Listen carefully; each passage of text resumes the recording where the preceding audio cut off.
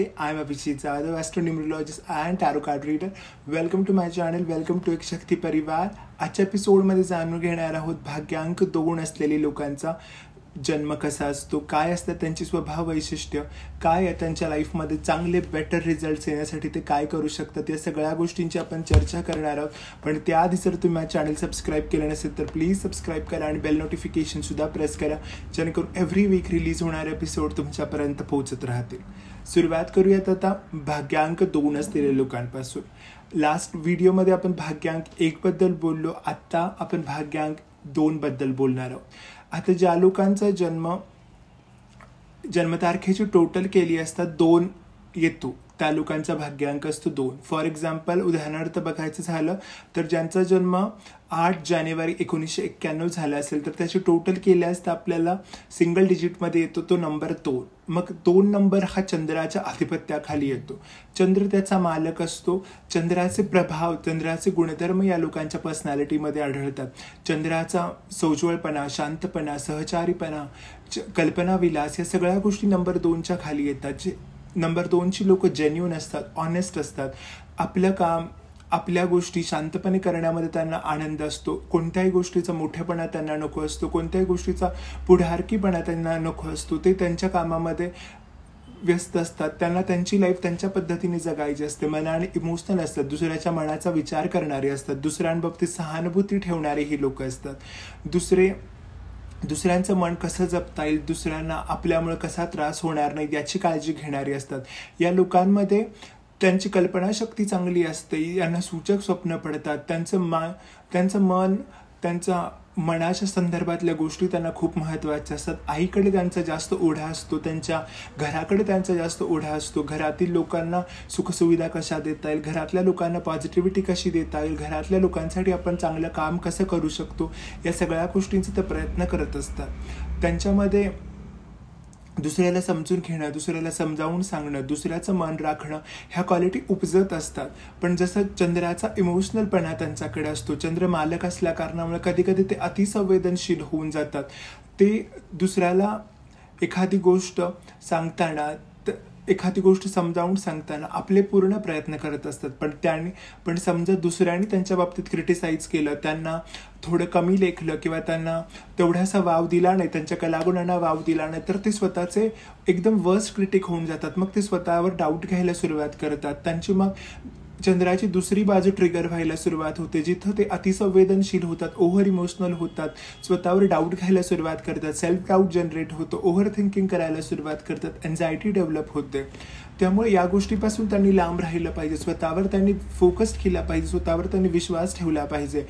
हे लोक आजूबाजूच्या वातावरणामध्ये ज्या गोष्टी असतात त्याला खूप सेन्सिटिव्ह असतात. त्यामुळं छोट्याशा जरी चेंजेसमुळे हे लोकांचं माइंड डिस्टर्ब होऊ शकतं. त्यांनी पॉझिटिव्ह माइंडसेटवर फोकस केला पाहिजे.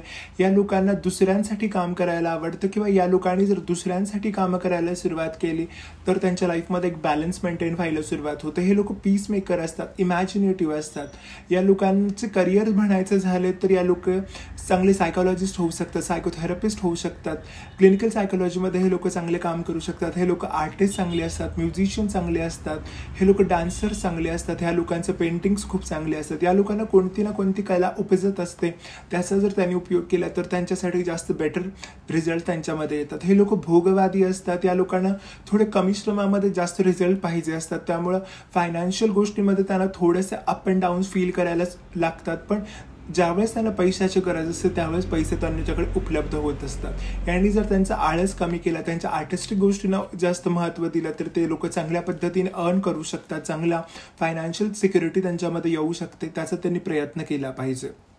या लोकांचे करिअर आपण पाहिले, हेल्थ बाबतीत ओव्हर इमोशनल असल्याकारण, इमोशनल सेन्सिटिव्हिटी असल्याकारणानं मेंटल इश्यूज त्यांना होऊ शकतात. ओव्हर थिंकिंग, एन्झायटीसारखे किंवा एक्स्ट्रीम केसमध्ये डिप्रेशनसारख्या गोष्टी होऊ शकतात.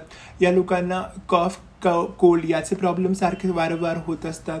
किंवा आपण विचार केला तर या लोकांना दम्याचा त्रास होऊ शकतो, रेस्पिरेटरी ट्रॅक्ट रिलेटेड गोष्टी होऊ शकतात किंवा ब्लड सर्क्युलेशन रिलेटेड गोष्टी यांना होऊ शकतात. त्यामुळे त्याची त्यांनी काळजी घेतली पाहिजे.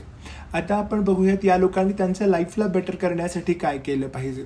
पहिली गोष्ट, या लोकांनी स्वतःला पॉझिटिव्ह माइंडसेट दिला पाहिजे, स्वतःबरोबर पॉझिटिव्ह बोललं पाहिजे. त्यांनी आपण एखादी गोष्ट करू शकत नाही यापेक्षा आपण ही गोष्ट करू शकतो, आपल्यामध्ये ती कॅपॅसिटी आहे की ती आपण गोष्ट करू शकतो, आपल्यामध्ये ती कॅपॅबिलिटीज आहेत, आपण तेवढे कॉन्फिडंट आहोत, हे स्वतःला वारंवार सांगितलं पाहिजे.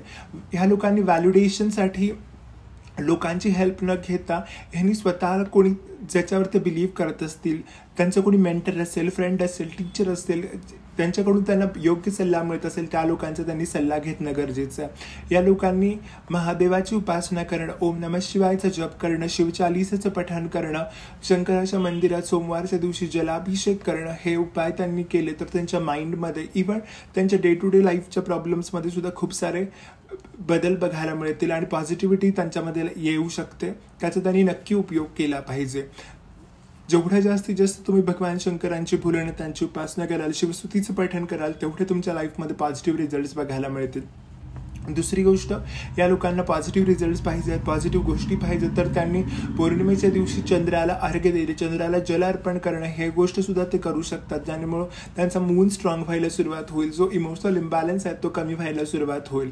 या लोकांचे लकी कलर आपण बघायला गेलं तर व्हाईट कलर त्यांच्यासाठी लकी ठरतो, क्रीम कलर त्यांच्यासाठी लकी ठरतो, लाईट ग्रीन कलर त्यांच्यासाठी लकी ठरतो. त्यांनी त्याचा नक्की उपयोग केला पाहिजे. जर डेज म्हटले तर थर्सडे त्यांच्यासाठी लकी ठरतो, वेन्सडे आणि मंडे त्यांच्यासाठी लकी ठरतो. नंबर 1, 2 आणि 3 हे त्यांचे लकी नंबर्स आहेत. त्याचा त्यांनी उपयोग त्यांच्या महत्त्वाच्या कामांसाठी केला पाहिजे. त्यांना कॉन्फिडन्स या गोष्टींमुळे मिळू शकतो, त्याचा त्यांनी उपयोग केला पाहिजे. आणि या लोकांसाठी एक स्पेशल स्विच वर्ड आहे की जो स्विच वर्ड त्यांचे ओव्हर थिंकिंग कमी करेल किंवा त्यांच्या लाईफमधली जी निगेटिव्हिटी येते ते कमी करेल. ज्या ज्या वेळेस ते लोक तुम्ही निगेटिव्ह फील कराल, ज्या ज्या वेळेस तुम्हाला निगेटिव्हिटी त्रास देईल किंवा तुमच्या माइंडमध्ये पॉझिटिव्ह थॉट्सऐवजी निगेटिव्ह थॉट्स येतील, तुम्ही सेल्फ कॉन्फिडन्स तुमचा कमी होईल आणि त्यावेळेस तुम्ही फक्त ती निगेटिव्हिटी दूर करण्यासाठी, ते जे फिकल माइंडेडनेस दूर करण्यासाठी एक स्विच वर्ड आहे cancel clear delete. Cancel clear delete याचं तुम्ही जेवढं जास्तीत जास्त उच्चार कराल तेवढा तुम्ही करण्याचा प्रयत्न करा. तुमच्या लाईफमधून बऱ्याच प्रमाणात निगेटिव्हिटी कमी होईल आणि तुमच्या लाईफ बेटर व्हायला सुरुवात होईल. हे छोटे छोटे उपाय नक्की करून बघा. नेक्स्ट एपिसोडमध्ये भेटूयात अशा इंटरेस्टिंग इन्फॉर्मेशनसोबत. एपिसोड आवडला असेल तर नक्की लाईक, कॉमेंट आणि शेअर करा. तुमच्या फ्रेंड्स अँड फॅमिलीसुद्धा तुम्ही हे एपिसोड शेअर करा जेणेकरून त्यांनाही या गोष्टीचा लाभ घेता येईल. Stay blessed, stay happy. Bye bye.